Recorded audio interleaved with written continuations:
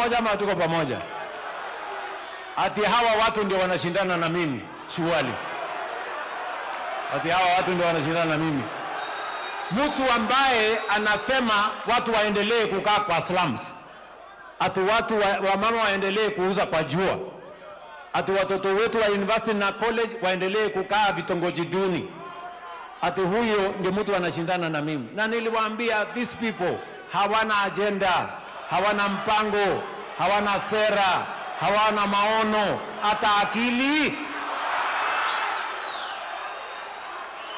Hiyo ndio vile mambo ilivyo bwana.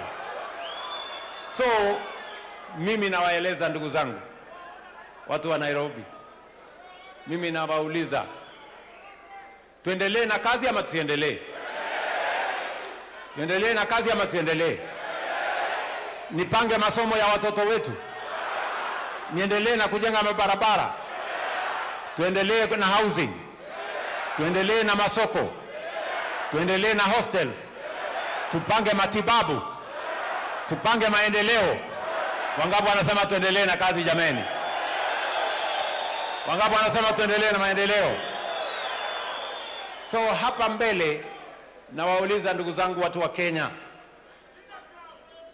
hapa ni mashindano kati ya usawa na ubaguzi, kati ya umoja na ukabila, kati ya maendeleo na mambo ya kurudi nyuma.